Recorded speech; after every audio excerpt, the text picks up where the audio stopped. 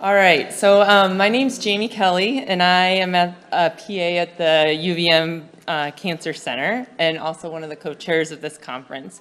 I'm here today because I have the privilege to work with people with cancer, with diagnosis of leukemia, lymphoma, and myeloma. I work up in the inpatient hospital. I'm also here today as a person who had cancer, and as I was diagnosed with lymphoma in 2022. That is the cool thing about this conference, in my opinion. It brings together people with cancer as well as the people who take care of them to learn together, and that's pretty special.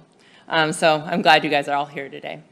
Now I'd love to introduce this awesome crew. I'm happy to introduce Dr. Josh Plavin, who will be speaking to us about chronic pain in the environment of whole person integrative care. Dr. Plavin received his MD in Masters of Public Health degree from New York Medical College and his M.B.A. from Brandeis University. He's board certified in both internal medicine and pediatrics, having completed his clinical training at St. Joseph Mercy Hospital and the University of Michigan Health System. Go Blue. He currently serves as a medical director at the Comprehensive Pain Program as an assistant professor of family medicine and psychiatry at the University of Vermont Larner College of Medicine. Prior to this, he worked at Blue Cross Blue Shield of Vermont as a VP and Chief Medical Officer and has worked clinically in Vermont for over 20 years. His focus is on improving clinical outcomes and value in the healthcare system through applying his new knowledge at the intersection of medical and management science. And he said he brought his work family with him. Before Dr. Plavin and his panel get started, I wanted to talk about the question and answer session, because I'm sure we'll have a lot of them. For the Q&A session at the end of this, Zoom attendees, you can send in questions in the chat, and a volunteer will read them out loud. And for in-person attendees, please wait for the microphone so that everybody on Zoom can hear you as well. And with that, I'll turn it over to Dr. Plavin and his work family. Thank you. Well, welcome. Hi, how are you? I'm going to actually quickly pass it to one of my colleagues, because what we often do in our program, which is an integrative approach, is mindfulness at the opening of every session with both one another and our participants. So I'm going to pass it to Jen Peterson. Can everybody hear me okay? Good morning, everybody. So I want to ask you to plant both of your feet on the floor and either close your eyes or fix your gaze in one place. Let your gaze be soft if you're going to keep your eyes open. And then I want to invite you to just take 3 deep breaths, holding that awareness of the breath, but also of yourself in your seat, here in this room. Landing and opening mind and body to this presentation.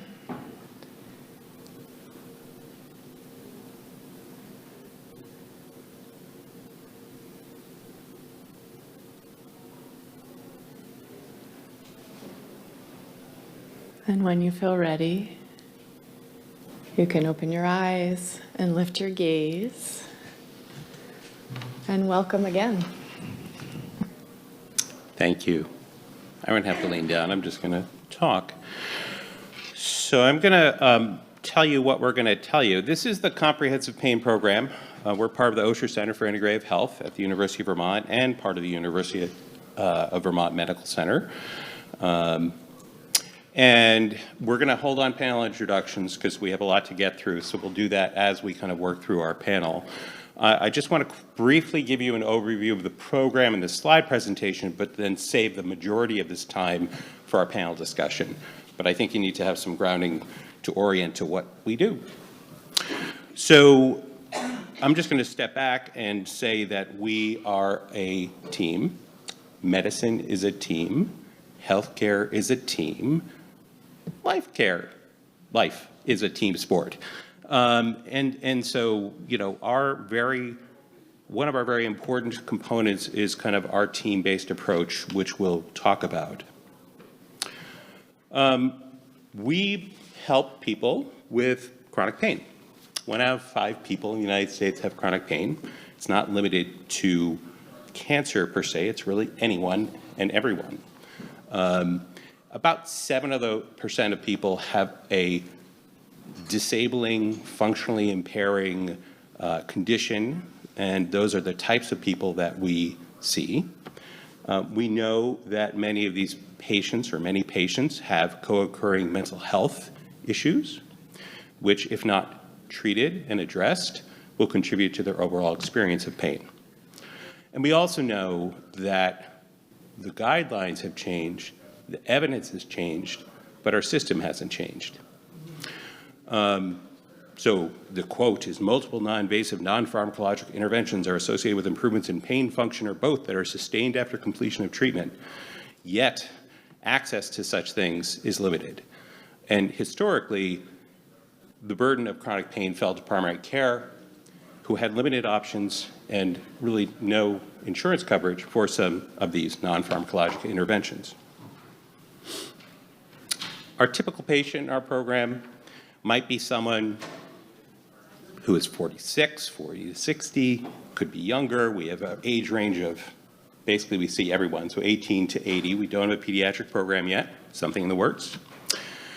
Maybe a diagnosis of fibromyalgia, in this case.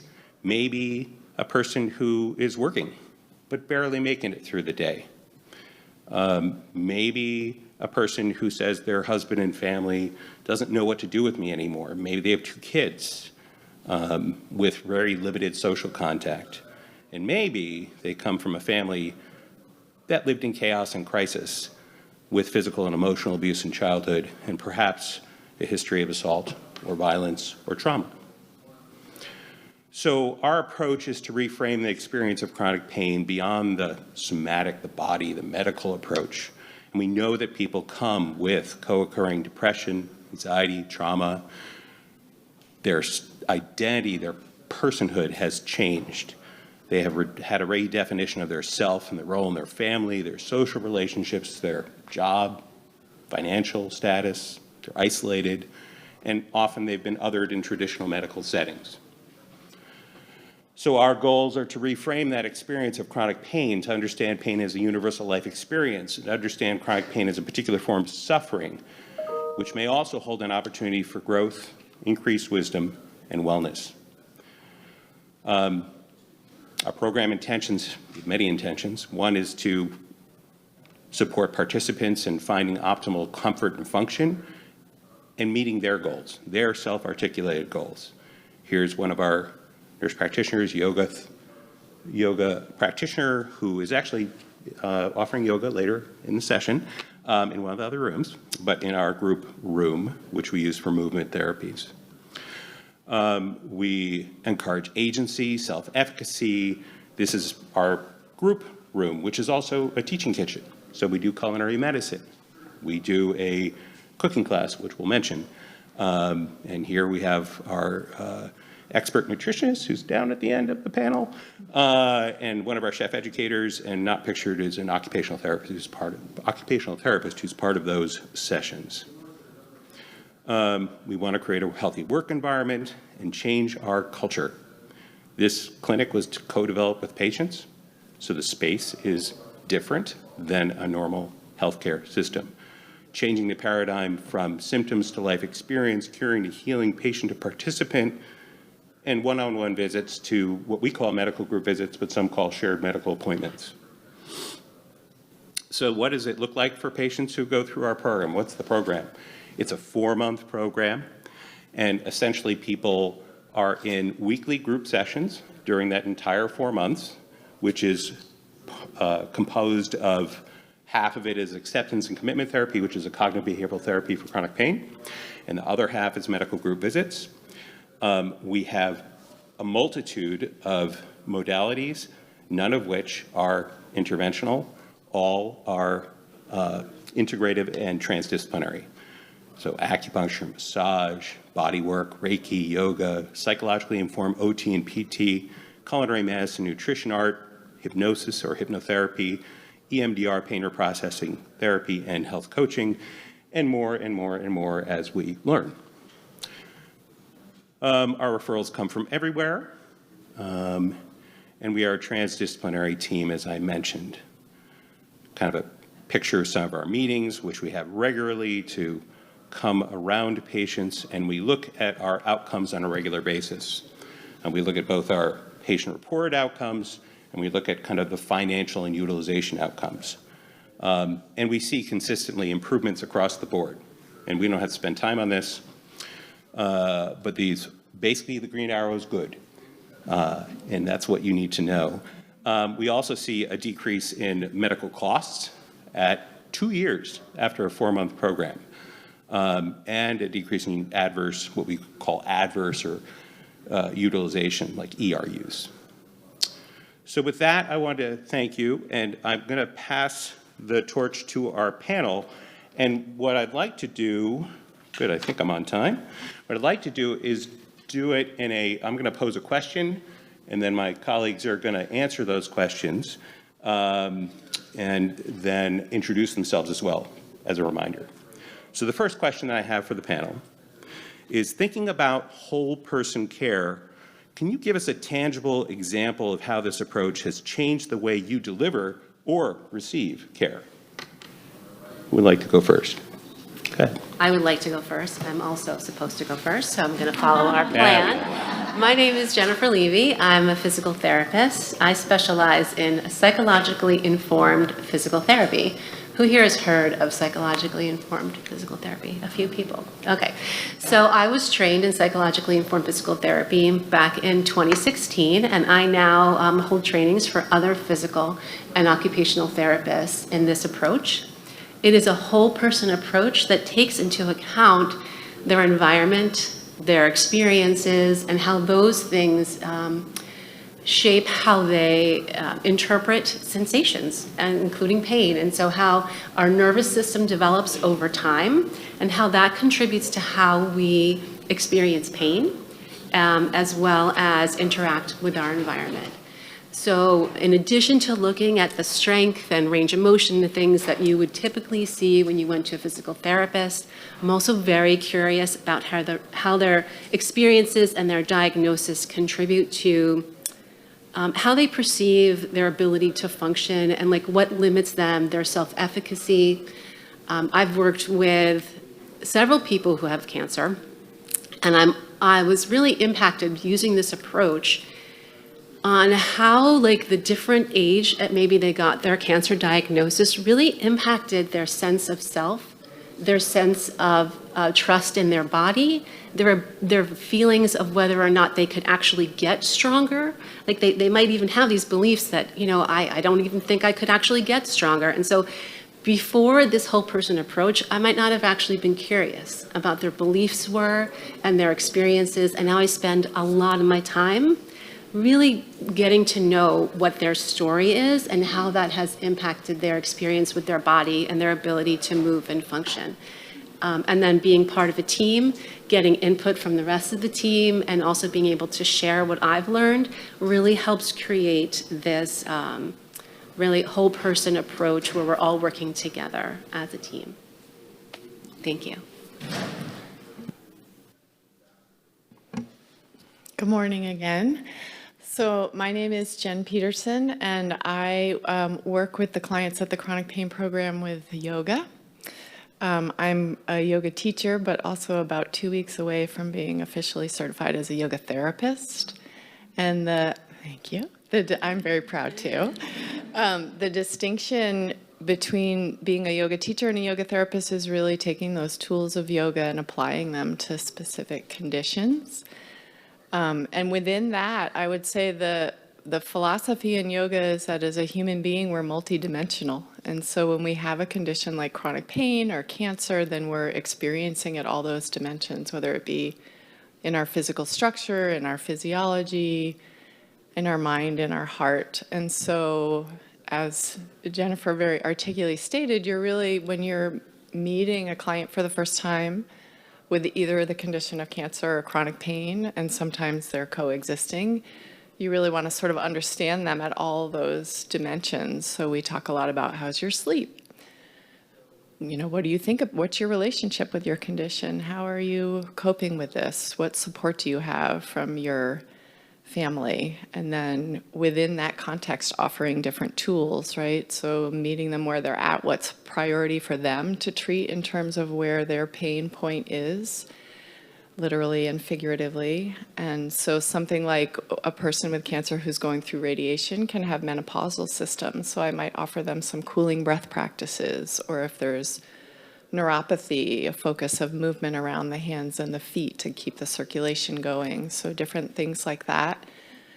And also any sort of meditation or visualization that would help them and support them in dealing with grief that they might have in terms of how their life has had to change, anxiety about the future, those sort of things. So within yoga, you can use a lot of tools to treat the whole person. And then being part of this team, which is really excellent, then there's all that we learn from each other about our individual therapies. Like I didn't know until I started working here that IBS can be cool and warm. And so that was really helpful for me in thinking about how to support somebody that had IBS going through the program. Or there'll be a diagnosis that comes in through the program in terms of somebody being recognized as having ADHD. And so there's ways you can support them around focus in terms of the movement that they do, the breathing that they do. Meditation can be really helpful for that as well. So, and just the respect that we all have for each other in the different fields and the way that we can learn from each other is great for the patient, but it's also been great for me. This has been my favorite place to work in my careers. So, yeah. Hi, everyone. My name is Keilani Lime, and I am the Vice Chair of the VDP Disability Caucus, and I am a 3-time participant of the UVM Comprehensive Pain Program, aka CPP. I am a disability justice advocate, and I sit on various boards and committees fighting for disability rights. And I'm also the author of the blog, How to Navigate the U.S. Healthcare System, tips by someone who has done a lot of it.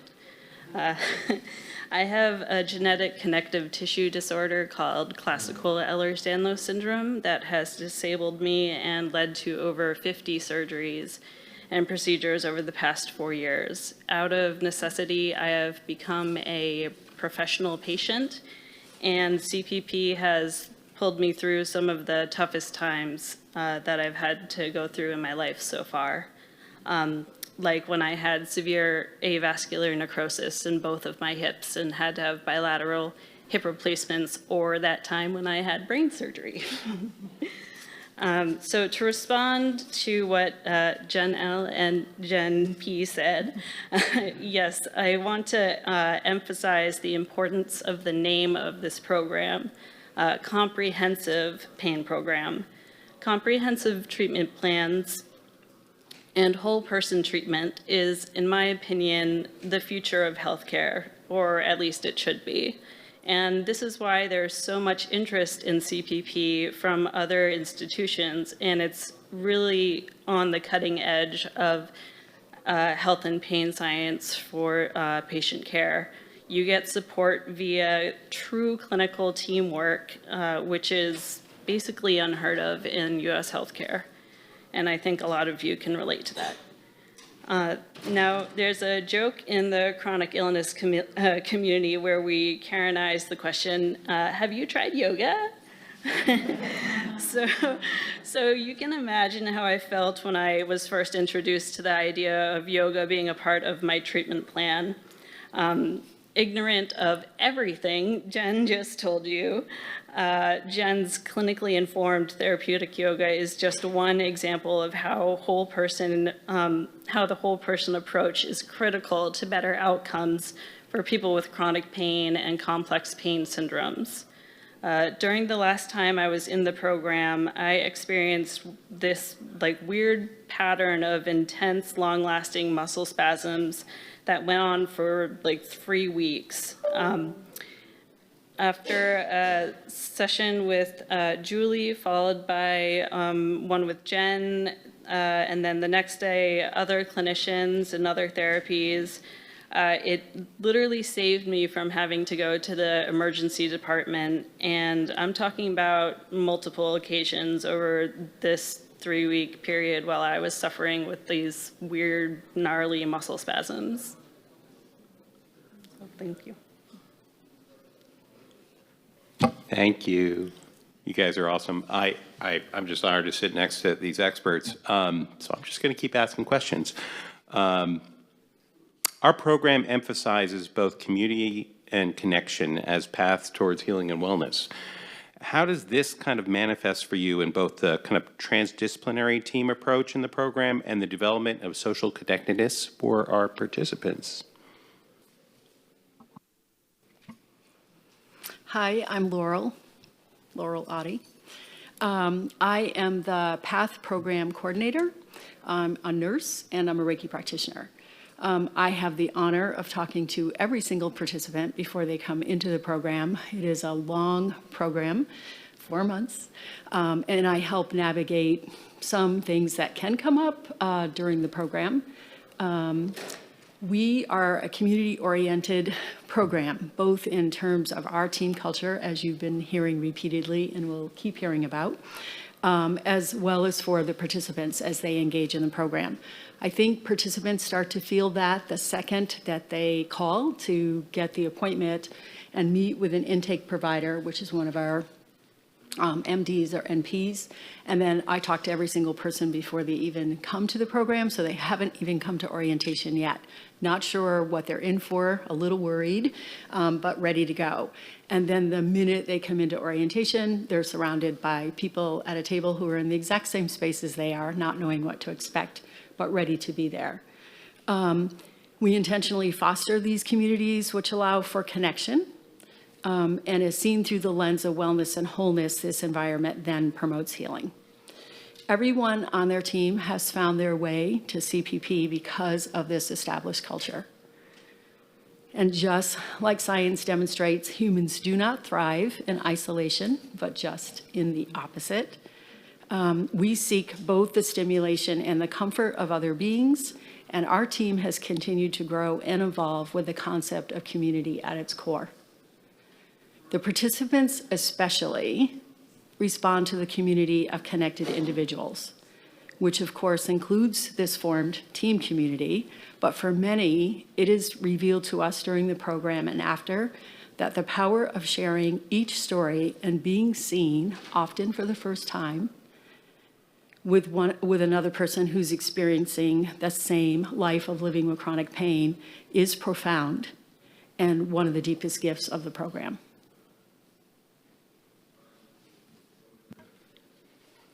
Hi, excuse me. I'm Julie Suarez-Cormier. I'm an acupuncturist. I'm an acupuncturist in the community. I own Vermont Community Acupuncture, and I've been working with the Comprehensive Pain Program since 2021. And working at CPP has really been a lesson in how far healing in community can take us, not just the patients, but also the providers. We have an access to a greater breadth of knowledge because we have all these experts from across disciplines, and they're just across the hall now. We are able to troubleshoot problems that we see with each other. We have an integrative review once weekly where we meet and we discuss the participants in detail. And that's an amazing experience for somebody who's been out in the community for 25 years practicing, and to be able to sit at the table with the medical providers and with the yoga therapist and with the massage therapist and the occupational therapist. We can all learn from each other and we can further the patient's experience. So we share office space. And so we talk a lot when we're charting, and we might have an insight into a patient that, Megan didn't know about. And so we can talk about that together, and then she could bring that into her next treatment with that person. We each have a unique lens, and we each see a different side of that participant when we're with them. I might learn something and share that with the massage therapist, and that then informs her treatment as well. In regards to Keilani specifically, we go back a ways. So I saw Keilani in my office many years ago, and I saw some red flags that led me to think that perhaps she had a connective tissue disorder. But here I was, this acupuncturist in the community, so what's our next step? So I gave her some information about that diagnosis to bring back to her primary care provider. But then I'm thinking, is she comfortable even telling her primary care provider that she gets acupuncture? Who knows? We don't know what their relationship is. Is the primary care provider going to say, what does this acupuncturist know about this connective tissue disorder? You know, there's a lot of things to consider there. And then I'm also seeing this person who's in crisis and is dealing with pain. And I'm giving her this responsibility of going forward herself to take these next steps. And it's really been amazing now to be given the support and also the encouragement to be able to reach out to primary care providers directly if there's something that I'm seeing at the comprehensive pain program. You know, I can go to the medical providers directly and they can tell me, like, that's an us issue for us to resolve here, or that's an issue that needs to go back to their primary care. But I can actually take that step myself. And so that, I mean, really, it's great for everybody. It's great for the providers, it's great for the participants, and I think it just helps to expedite that whole process. It saves us time, and time is precious. Thank you, Laurel and Julie. So the first time I learned that the main component of the program was group therapy, I had a teeny panic attack. You're already being asked to be super vulnerable with all of these other parts of the program, and then you're being asked to talk about your pain in front of strangers. And I was like, no, sir, no, thank you. But in all seriousness, I was incredibly wrong. I have very much found my people at CPP, and I cannot emphasize enough how much healing and general happiness comes from finally being around people who really get what it's like to live and have to function like a normal person while being in pain 24/7. So I have so many favorites about CPP, but the group sessions may be my number one. And I've stayed in touch with about like 60% of the folks that I've met through CPP, and one person in particular has become one of my closest and best friends. We often FaceTime or text when we're going through a flare, and our conversations usually end up with us talking about like the many tools that we've gained at CPP. Now, like Julie said, we go way back.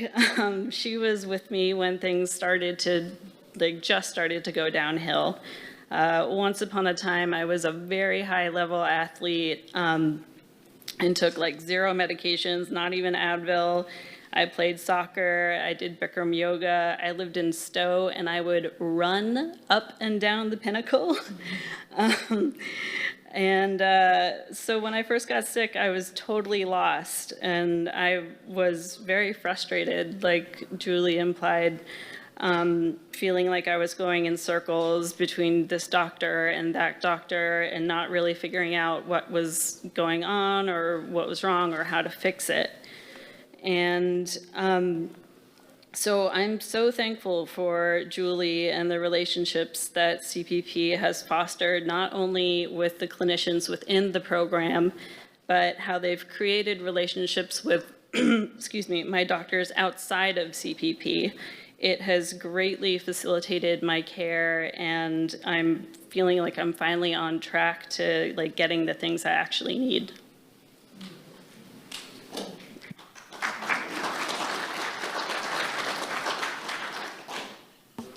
Thanks, guys.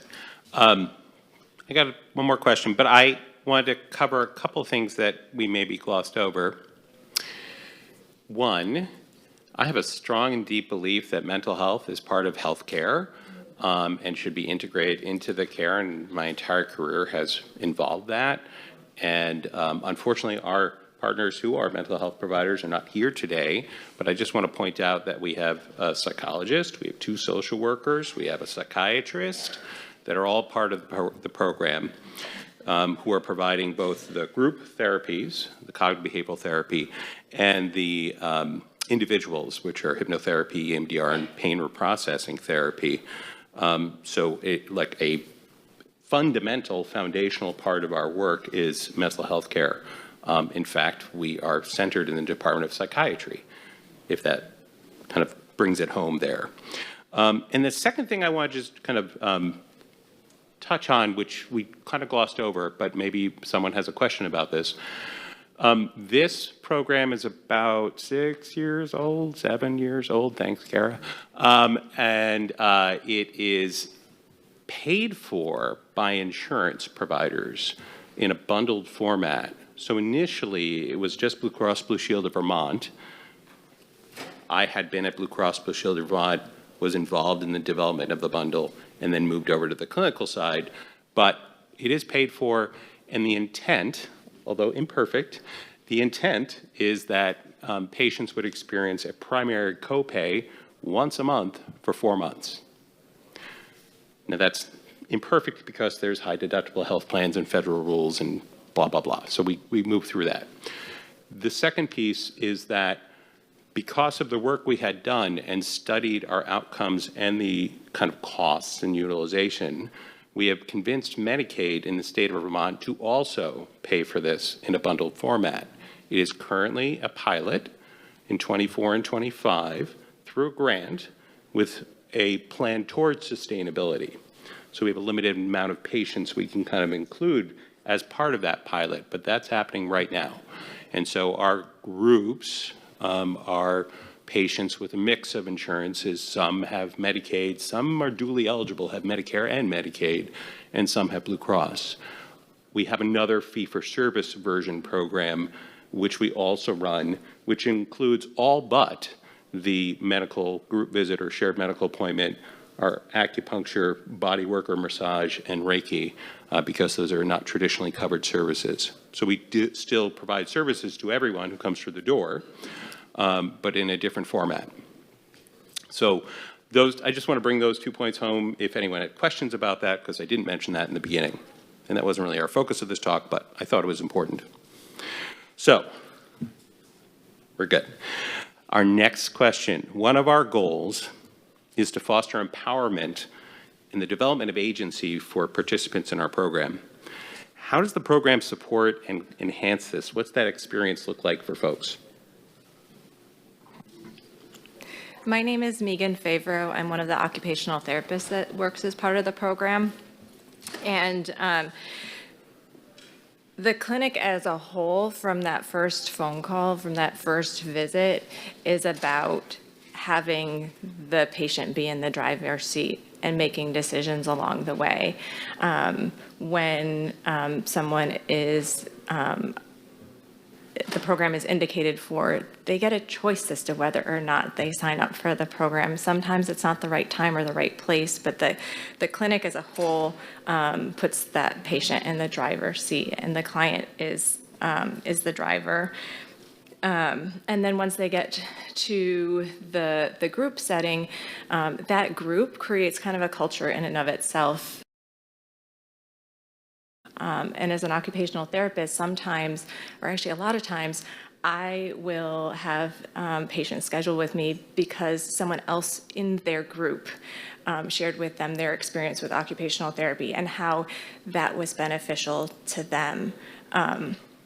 Because as an occupational therapist, with occupation being in the title of our profession, sometimes people think it's only for people who are seeking greater employment, changing employment, and we're thinking about function. And so when I'm meeting with people, I know that they are coming to as something that they are interested in working on. And then through my interview with them at that first session, I'm helping them open up that box of figuring out what's important to them. How are they performing the things that they want to be able to do? How satisfied are they with that performance? And then what are the barriers to participating in their functional activities? And so we get to talk about things like leisure and self-care, and incorporating things like yoga into their daily routines. And so what are the barriers? And since they are driving the conversation, each person's experience just gets to be unique to what's important to them. And because we get an opportunity to work side by side with people, we get to work with nutrition and, cooking. Sometimes the barrier to nutrition is the ability to hold a knife, or so we're interchanging and we're working together and helping that person identify what are their barriers and what they can do to grow and where their influences are. All right, and my name is Emily Stone. I'm a clinical dietitian, and I work with this team. I work with our participants in a multitude of different ways. I meet participants on day one at orientation, and part of that is because I want to introduce myself and let them know that they can work with me from day one until the last day. And otherwise, it is to introduce the ways in which they can work with me. I do think that dietitians have gained a little bit of a reputation over the years to only talk about weight management and diets and things like that. And people may have had interactions with dietitians in the past that went in that exact direction.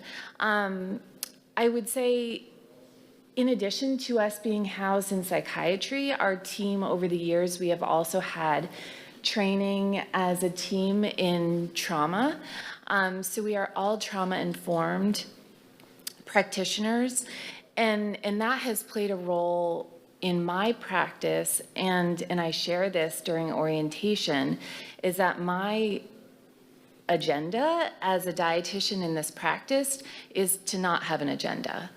I share that I hold a lot of information in my brain, but it's also not my place.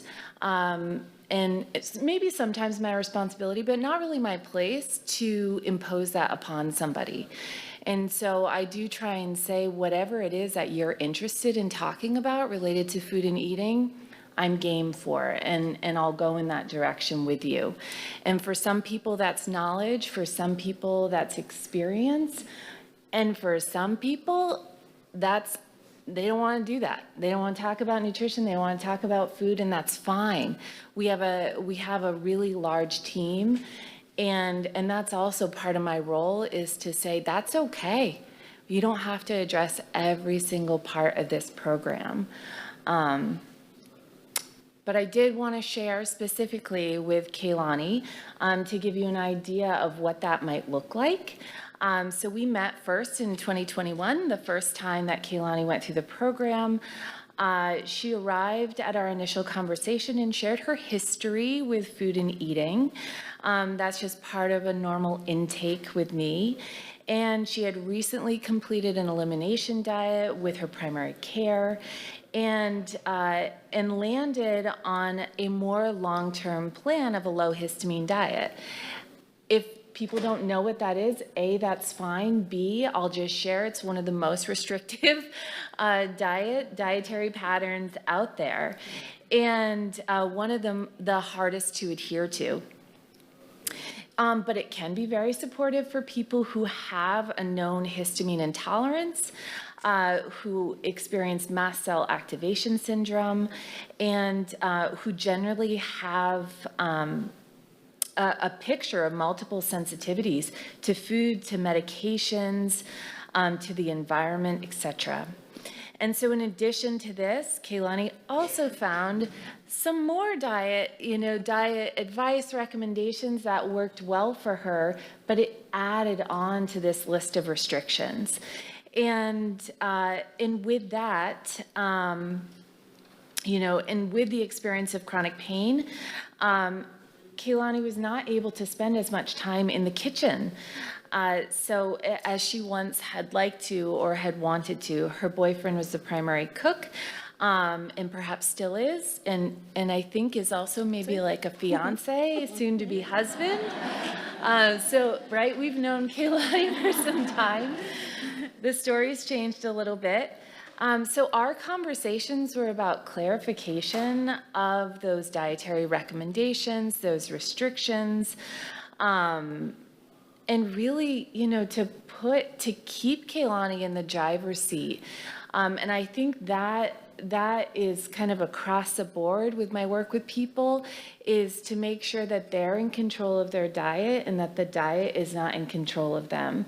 Because depending on what the recommendations are and or what your body is like accepting or not accepting of related to food and eating, that can be very overwhelming. And so that's really kind of what we focused on, and that is that really shines through in a lot of the work that I do. What is that relationship with food and eating? And in this particular case, how can we focus on the can-haves and not the can't-haves? And also, if dabbling, eating with the can't-haves, know what to expect from the body, know how to respond to those reactions that you might experience, and to know that they will resolve. You will find homeostasis and balance again. But that's a taste of my work. A taste. Can't stop. So MCAS, or mast cell activation syndrome, is nasty. Something I have tolerated all of my life. Suddenly I can have an allergic reaction to, or cannot tolerate it at all anymore. And sometimes it's freak. I will be fine with bagels one day, and the next day a bagel will cause a snotty coughing fit, and it's gross. And then the next day I'm fine with bagels again. So it can be really scary. And there was a point where I was losing a lot of weight, and I was extremely nauseous all of the time. And it was mostly because I was scared of eating anything that could hurt me. And Emily helped me see that I can have a good relationship with food, and that food is not just fuel for the body, but fuel for the body and soul. And I've learned so much about how the things we put in our bodies can affect our lives, including pain. And that fact just like blew my mind when I learned it. And the education that Emily has provided me with is not just helpful, it's really empowering. Now, with respect to Megan and OT, like Reiki or hypnosis, I was very skeptical that I could learn anything out of it. Again, I was super wrong. OT has turned out to be one of the most important things that I've gotten out of the program, and has immensely impacted and influenced the quality of my life. I'm still learning things from Megan. I actually just had a mind-blowing appointment with her yesterday. And my condition, due to wobbly joints and a current hip injury, leads me to be unable to do some things like write legibly with a pen, cook, do laundry, etc. And OT has really given me the ability to live my life, and has taught me how to function without increasing pain or cognitive load. So if you decide to give CPP a go, and if there's anything I could leave you with, it's to try the things that you are most skeptical of, because you might be really surprised and have an awesome result. Thank you. Awesome, thank you. I want to thank all my colleagues, including Keilani, our participants, our patients, our colleagues, and we learn from them every day. So that's one thing. And the other thing is, this is just part of the group. So I'm kind of holding the water for other folks who are not here. So I just want to mention one other thing, which is health coaching.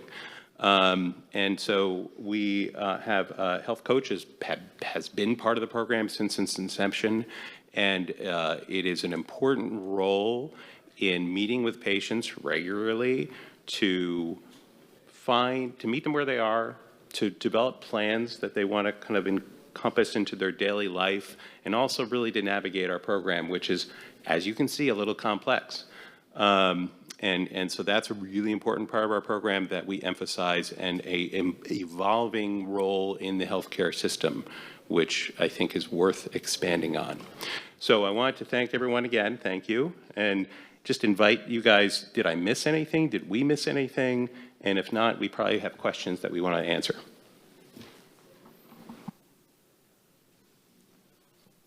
Does anybody have any questions for this awesome crew?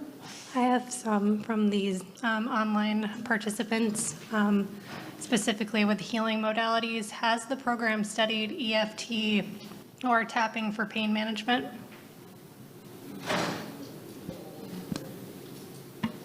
Yes.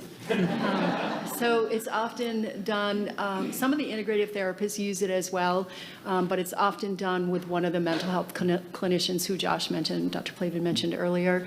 Doug Bugbee and Nora Senecal are our licensed counselors, and they use both of those techniques. It's kind of one of the techniques that's integrated and adjacent to EMDR. So. And then does the program offer Tai Chi? Not yet. We want to. We're looking for skilled practitioners in the community who might want to join us, if anyone's out there. I just wanted to say something with regards to the EFT or the EMDR. So as you know, as a practitioner, as a colleague on this team, I feel like, I mean, it's a total luxury to work under one roof with all of these people and to know the different modalities. So while I don't provide that therapy, I have the knowledge to know that I have a colleague that does. And so if I, kind of catch wind of somebody needing that particular help, that's where I can make that referral. And there is a special sauce, in our office. There's another, nutrition pun. But there is this magic that we have that allows us, and it's growing, to be able to inter-refer.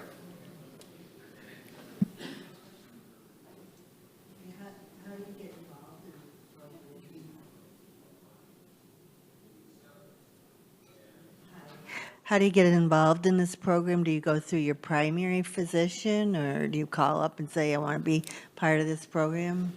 Sure, referrals come from everywhere, and then you can self-refer. We'll coordinate with primary care, but lots of patients just call us. And where again?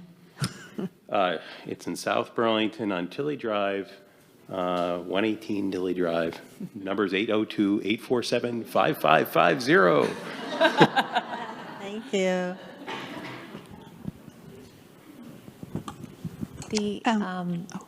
Somebody else. You mentioned the length of the program. Is it a specific start time for a group of people, or do you start individually on that program? Yeah, great question.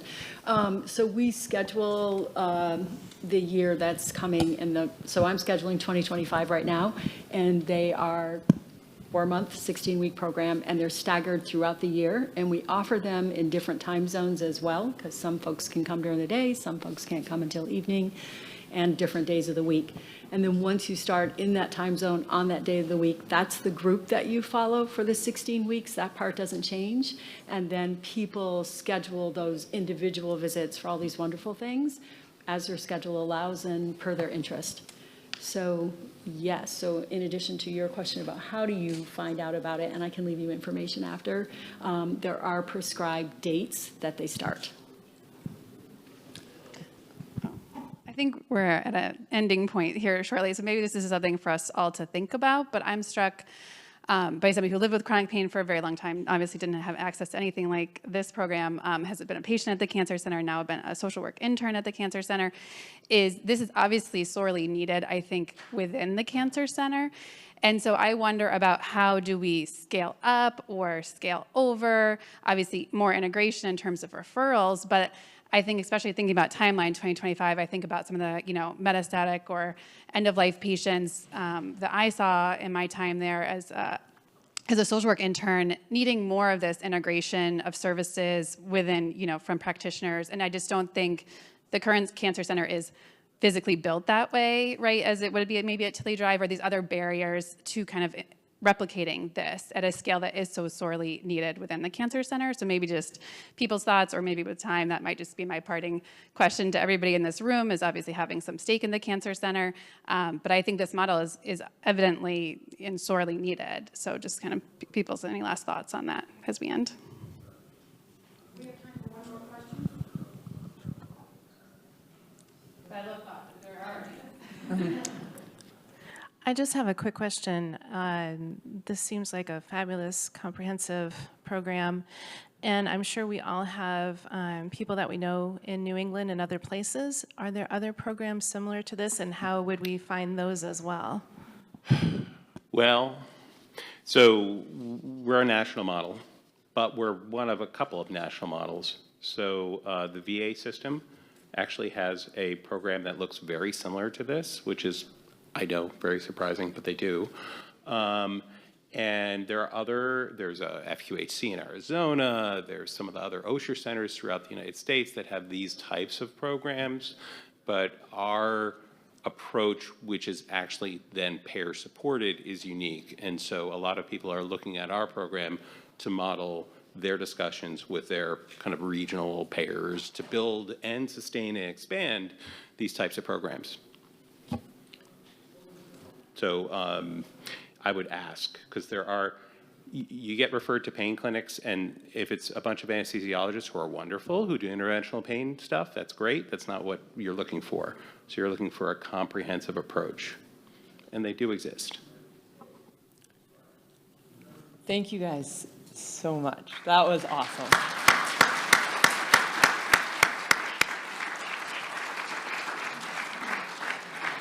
I think I can speak for all healthcare professionals in this room that we are in awe of your work. So keep doing it.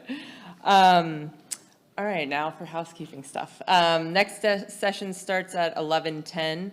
If you're registered for Roots of Health, the intersection of regenerative human food and planetary health, you'll stay here in the Silver Maple Ballroom. If you're registered for Moving in Your Environment, the role of exercise and nutrition in cancer care, you'll go to the Sugar Maple Ballroom on the... Isn't this sugar? Oh, it says we'll stay here. Okay. We'll change what I said. If you're going to the Roots of Health, you're going over to the Silver Maple Ballroom. If you're doing Moving in Your Environment, you'll stay here. And then if you've signed up for the yoga practice, you'll go to the Joss Foundation room. And then there's coffee and tea, so go drink. Thank you, guys.